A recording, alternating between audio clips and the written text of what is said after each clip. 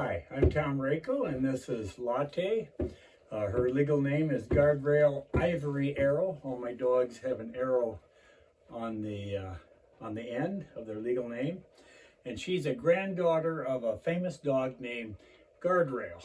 And he was killed in a vehicle accident in 1984. But she's going to be here with me. She's my co-host. She won't say much, but you can admire her beauty because I think she's beautiful.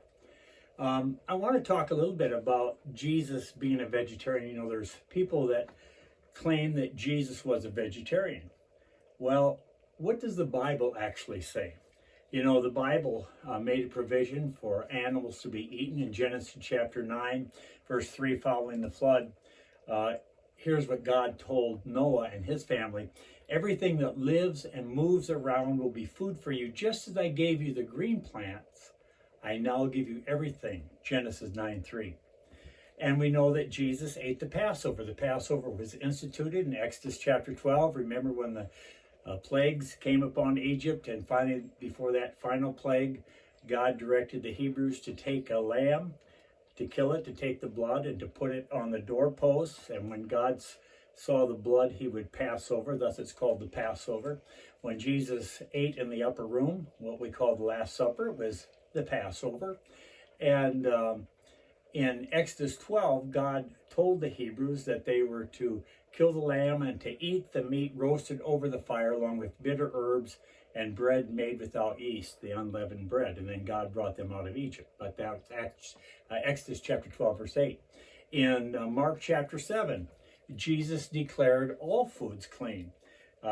He told his disciples, don't you see that nothing that enters a person from the outside can defile them, for it doesn't go into their heart, but into their stomach and then out of the body. And we're told this in Mark chapter 7. In saying this, Jesus declared all foods clean.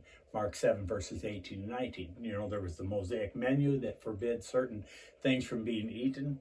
Of course, later you have in the book of Acts, a sheet that came down from heaven. Peter, who was steeped in that tradition, was told to slay and eat. And ultimately, God was showing that the door was being opened to the Gentiles to accept the great news of Jesus Christ being raised from the dead. Jesus ate the Passover. He fed thousands of people with a few loaves and a few fish on a couple of occasions. He directed his disciples to catch fish. I think of how Peter was directed to catch a fish that would have a coin in its mouth to pay the temple tax. And Jesus ate fish even after he was raised from the dead in his resurrected body.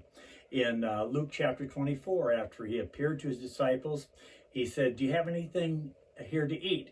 And they gave him a piece of broiled fish, and he took it and ate it in their presence. So Jesus was not a vegetarian. He ate the Passover meal. He expanded the Mosaic menu, made all foods clean. He ate fish even after his resurrection. And so Jesus was not a vegetarian. It's okay if you're a vegetarian, but don't try to make Jesus into a vegetarian, because he wasn't. Well, thanks so much for joining us. Latte, she's a wonderful dog. And if you want to know more, you can go to the Rock Dove Publications website. I do have a book there that was written a number of years ago called Hunting Arguments, Biblical Responses to a Loaded Issue. And it contains this discussion about Jesus being a vegetarian, as well as some others as well. So thanks for joining us. Hope you'll visit the Rock Dove Publications website, rockdove.com, and join us next time. And I'll have another visitor with me. I don't know if I'll have this girl with me, but I have a couple of dogs that actually talk a little bit, so they might show up.